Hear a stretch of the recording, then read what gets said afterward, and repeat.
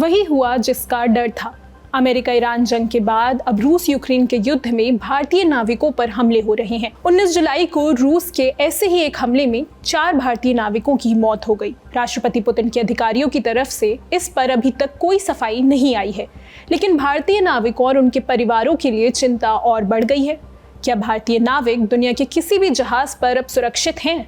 भारत सरकार इनकी सुरक्षा के लिए क्या कर रही है? और दुनिया के अलग अलग कोनों में चल रही जंग की कीमत ये नाविक कब तक चुकाते रहेंगे? आज इसी पर बात करेंगे और जानेंगे कि विदेशी मीडिया सीजेपी के संसद मार्च में जुटी भारी भीड़ को किस तरह देख रहा है। नमस्ते, मैं हूं निकिता और आप देख रहे हैं ललन टॉप का अंतर्राष्ट्रीय प्रसंगों से जुड़ा रोजाना का कार्यक्रम दुनियादारी।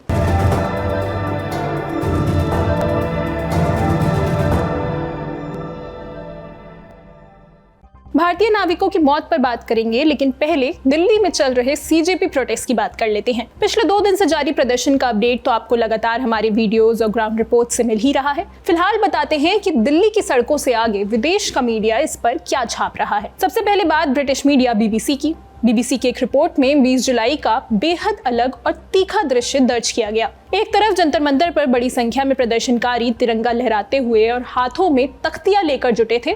दूसरी तरफ पुलिस ने संसद की ओर जाने वाली लगभग हर सड़क को सील कर दिया था। रिपोर्ट के मुताबिक जब पुलिस ने प्रदर्शनकारियों को पीछे धकेलना शुरू किया तो तनाव बढ़ गया।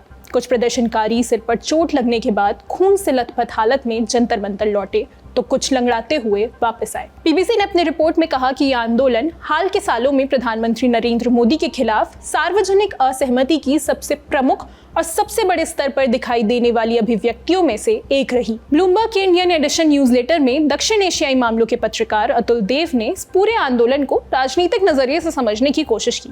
ब्लूमबर्ग के मुताबिक 20 जुलाई का प्रदर्शन हाल के सालों में एनडीए के खिलाफ हुए सबसे बड़े प्रदर्शनों में से एक था। रिपोर्ट में बताया गया कि संसद के मॉनसून सत्र के पहले ही दिन पूरी सेंट्रल दिल्ली बैरिकेड्स और रोड ब्लॉक के जाल में बदल गई थी। रिपोर्ट के मुताबिक सीजेपी के नेताओं ने सरकार के सामने अपनी सिर्फ एक आधिकारिक मांग रखी, शिक्षा मंत्री धर्मेंद्र प्रधान का इस्तीफा।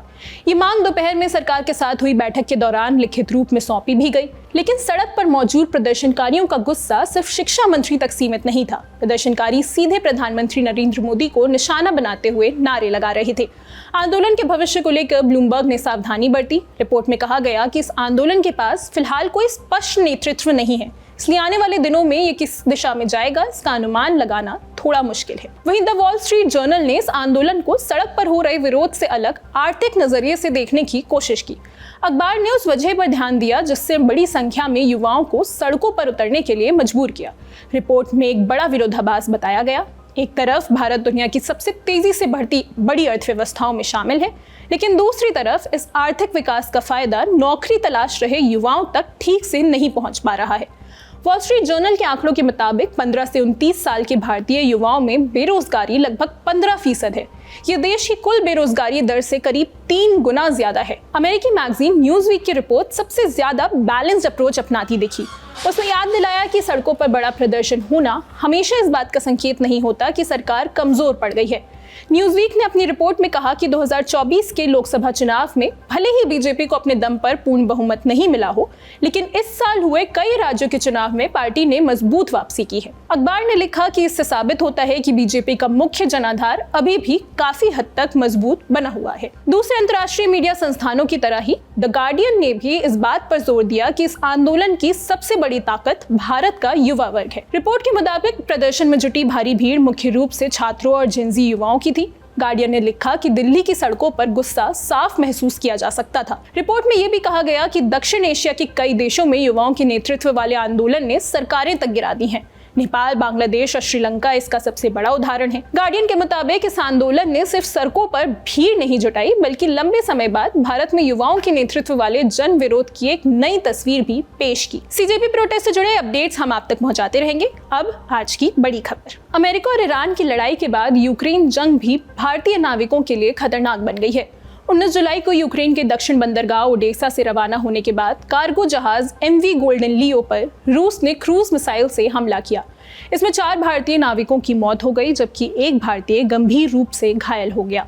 भारत के विदेश मंत्रालय ने इस घटना की पुष्टि की है। मंत्रालय के मुताबिक 19 जुलाई की शाम जब जहाज पर हमला हुआ तब उस पर चालक दल के कुल 17 सदस्य सवार थे। इनमें से 5 भारतीय भी थे। यूक्रेन की सी पोर्ट्स अथॉरिटी के मुताबिक हमले के बाद पूरी रात सर्च एंड रेस्क्यू ऑपरेशन चलाया गया। इस हमले में कुल 10 लोगों की जान गई, जिनमें 9 क्रू मेंबर्स और एक पायलट शामिल है। वहीं जहाज पर सवार 17 में से 8 लोगों को सुरक्षित बचा लिया गया। शिपिंग डेटा देने वाली संस्था LSEG के मुताबिक MV गोल्डन लियो जहाज पर गिनी बिसाऊ का झंडा लगा हुआ था, लेकिन जहाज का मालिकाना हक मुंबई की ocean grace shipping limited company के पास है। ये हमला ऐसे समय हुआ है जब रूस और यूक्रेन ब्लैक सी और अज़ोव सागर में जंग का नया मोर्चा खोलना शुरू कर चुके हैं।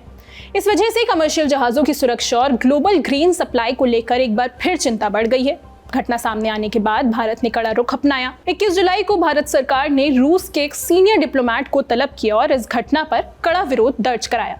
भारत ने साफ कहा कि कमर्शियल जहाजों और उन पर काम कर रहे नाविकों को निशाना बनाना बिल्कुल भी स्वीकार नहीं किया जाएगा। रूस के हमले में जिन नाविकों की जान गई उनका नाम है अखिल जोयन, गुरप्रीत सिंह भट्ट, जगन सिंह और अभिषेक निषाद। इनमें 26 साल के अखिलेश जोयन केरल के कासरगोड के रहने वाले थे। बताया जा रहा है कि 2 महीने बाद उनकी शादी होने वाली थी। एक रिपोर्ट के मुताबिक 20 जुलाई की शाम शिपिंग कंपनी ने ईमेल के जरिए अखिल के परिवार को उनकी मौत की खबर दी। लेकिन आप भी जानते हैं कि ये कोई पहली बार नहीं है जब किसी और की लड़ाई के दौरान समुद्र में मौजूद भारतीय नाविकों को इसकी कीमत चुकानी पड़ी है। पिछले 18 महीनों पर नजर डालेंगे तो दुनिया में लगभग हर बड़े समुद्री संघर्ष में भारतीय नाविक फंसे हैं। 14 जुलाई को ईरान के हमले में स्ट्रेट ऑफ हॉर्मुज में मौजूद 2 भारतीय नाविकों की मौत हो गई थी। थोड़ा और पीछे जाएं तो मार्च 2026 में फारस की खाड़ी में विदेशी झंडे वाले जहाजों पर हुए हमलों में 3 भारतीय नाविकों की जान चली गई थी। इसके कुछ ही दिनों बाद 11 मार्च को इराक के बसरा के पास अमेरिकी झंडे वाले टैंकर सेफ सी विष्णु पर हमला हुआ था। इसमें भी एक भारतीय नाविक की मौत हो गई थी। सिर्फ फरवरी से जून 2026 के बीच हॉर्मुज संकट के दौरान कमर्शियल जहाजों पर 46 हमले हुए हैं। इन हमलों में करीब 20,000 नाविक युद्ध क्षेत्र में फंस कर रह गए। लेकिन कहानी सिर्फ हॉर्मुज तक सीमित नहीं है। उससे पहले दुनिया ने लाल सागर का संकट देखा था। जुलाई 2025 में हूतियों ने बल्क कैरियर मैजिक सीज को डुबो दिया था। इसके अलावा MV एटर्निटी सी पर ड्रोन और रॉकेट प्रोपेल्ड ग्रेनेड से हमले किए गए थे। उस हमले में 4 नाविकों की मौत हुई थी। अगर इससे भी पीछे जाएं तो नवंबर 2023 में हूती लड़ाकों ने कार कैरियर गैलेक्सी लीडर पर कब्जा कर लिया था। उस जहाज के चालक दल को 1 साल से भी ज्यादा समय तक बंधक बनाकर रखा गया था। यानी ओवरऑल देखें तो ओडेसा हमले से पहले ही कम से कम 13 भारतीय नाविक दुनिया की अलग अलग लड़ाइयों में अपनी जान गंवा चुके हैं। हालात इतने गंभीर हो गए कि भारत के directorate general of maritime administration DGMA ने निर्देश दिया कि हॉर्मुज से गुजरने वाले किसी भी जहाज पर भारतीय मूल के नाविकों की तैनाती न की जाए। लेकिन ये पहली बार नहीं है जब 2 देशों की जंग का खामियाजा नाविकों को चुकाना पड़ा है। इसकी सबसे बड़ी मिसाल तो जून 1967 में इजराइल और मिस्र के बीच 6 डे वॉर में देखने को मिली थी। युद्ध शुरू होते ही स्वेज नहर अचानक से बंद कर दी गई थी। उस समय 14 कमर्शियल जहाज पहले से ही नहर के भीतर सफर कर रहे थे। ये जहाज Britain, Germany, Poland, Sweden, France और कई दूसरे देशों के थे। ये सभी ग्रेटर बिटर लेक नाम के हिस्से में फंस गए थे। सबको लगा कि नहर कुछ दिनों में खुल जाएगी, लेकिन ऐसा नहीं हुआ। ये जहाज पूरे 8 साल तक वहीं फंसे रहे। जहाजों पर काम करने वाले नाविक बदलते रहे, लेकिन जहाज अपनी जगह से नहीं हिल सके। धीरे धीरे रेत इतनी जमा हो गई कि इन जहाजों के चालक दल ने खुद को येलो फ्लीट कहना शुरू कर दिया। आखिरकार 1975 में मिस्र के राष्ट्रपति अनवर सादात ने स्वेज नहर को दोबारा खोला और जहाज आजाद हो सके। ऐसा ही एक और क्राइसिस 1980 के दशक में भी आया। उस समय ईरान और इराक के बीच युद्ध चल रहा था। धीरे धीरे ये युद्ध फारस की खाड़ी तक पहुंच गया। इसे टैंकर वॉर के नाम से भी जाना जाता है। दोनों देशों ने हॉर्मुज से गुजरने वाले तेल के टैंकरों और जहाजों को निशाना बनाना शुरू कर दिया। जब जंग खत्म हुई तब तक 400 से ज्यादा नाविकों की मौत हो चुकी थी। लेकिन इस दौरान एक देश ऐसा भी था जिसने अपने नाविकों की रक्षा का फैसला किया। नाम है कुवैत। उसके तेल टैंकर लगातार निशाना बन रहे थे, इसलिए उसने पहले सोवियत संघ और फिर अमेरिका से सुरक्षा मांगी। अमेरिका ने जवाब में ऑपरेशन अर्नेस्ट विल शुरू किया। इसके तहत कुवैत के 11 तेल टैंकरों को कानूनी तौर पर अमेरिकी जहाज के रूप में दोबारा रजिस्टर किया गया, ताकि अमेरिकी नौसेना उन्हें सीधे सुरक्षा देते हुए हॉर्मुज से निकाल सके बिना किसी देश की संप्रभुता का उल्लंघन किए। तो ऐसे में सवाल आता है कि भारत सरकार ने अपने नाविकों की सुरक्षा के लिए अब तक क्या क्या किया है। 2023 में जब लाल सागर में हूतियों के हमले शुरू हुए, तब भारत ने अपनी anti piracy contingency plan active कर दिया। भारतीय नौसेना की युद्धपोत को गल्फ ऑफ अदन में गश्त के लिए तैनात किया गया। 24 घंटे काम करने वाले कंट्रोल रूम बनाए गए। शिपिंग कंपनियों को बेस्ट मैनेजमेंट प्रैक्टिसेस यानी जहाजों की सुरक्षा से जुड़े मानक दिशा निर्देश जारी किए गए। गुरुग्राम में मौजूद information fusion centre Indian Ocean region को पूरे अभियान का कमांड सेंटर बनाया गया। यहीं से नौसेना, कोस्ट गार्ड और डायरेक्टरेट जनरल ऑफ शिपिंग के बीच रियल टाइम खतरे का आकलन किया जाने लगा। फिर मार्च 2026 में जब फारस की खाड़ी का संकट और गहरा गया तो सरकार ने भारतीय नाविकों की मदद के लिए एक क्विक रिस्पांस टीम बनाई। इसके बाद जुलाई 2026 में सीफेरर फर्स्ट पहल शुरू हुई। इसके तहत एक रियल टाइम डिजिटल डैशबोर्ड तैयार किया गया जिसमें फारस की खाड़ी, स्ट्रेट ऑफ हॉर्मुज और गल्फ ऑफ ओमान में मौजूद हर भारतीय नाविक की लोकेशन और स्थिति पर नजर रखी जाती है। ओडेसा हमले के बाद भी भारत ने यही रणनीति अपनाई। यूक्रेन में भारतीय दूतावास ने कहा कि वो हालात पर लगातार नजर रख रहा है और प्रभावित परिवारों को हर संभव मदद दी जा रही है। लेकिन इस पूरे संकट ने एक कड़वी सच्चाई भी सामने ला दी है। कागज पर बने अंतर्राष्ट्रीय कानून जितने भी मजबूत दिखाई दे, जमीन पर उनकी ताकत उतनी नहीं है। संयुक्त राष्ट्र समुद्री कानून अनक्लोज समुद्र में आवागमन की स्वतंत्रता यानी फ्रीडम ऑफ नेविगेशन की गारंटी देता है।